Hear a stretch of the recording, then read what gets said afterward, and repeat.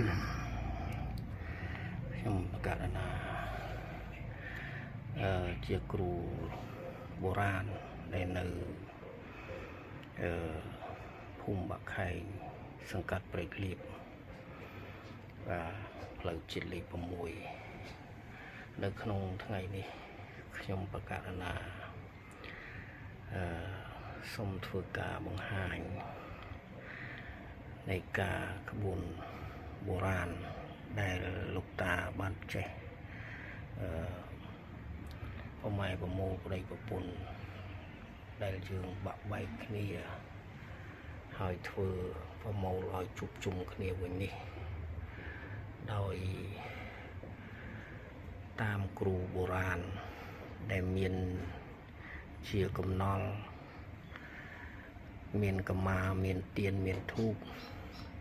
និងមានបច្ច័យហើយក៏មានជាកមួនធ្វើជាកមួនធ្វើជាខ្សែ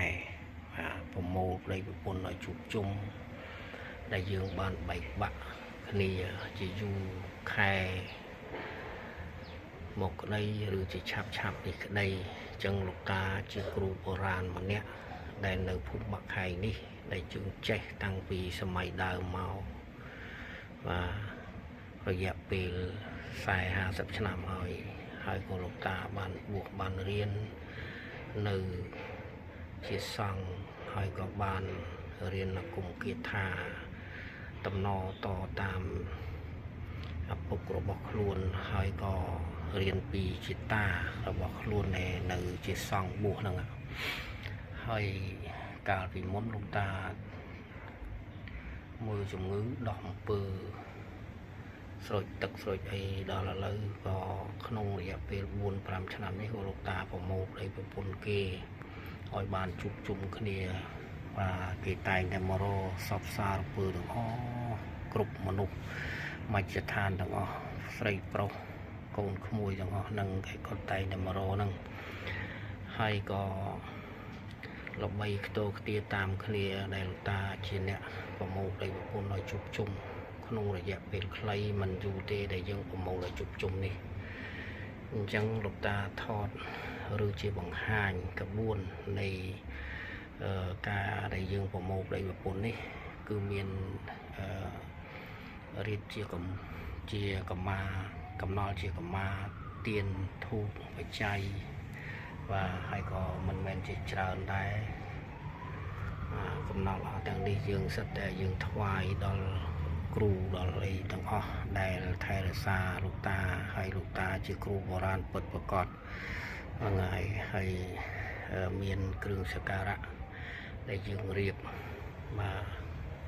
ចឹងហើយលោកតាថតបង្ហាញនៅពេលវេលានេះសូមឲ្យកូនក្មួយស្រីប្រុសទាំងអស់ដែលមានបាក់បែក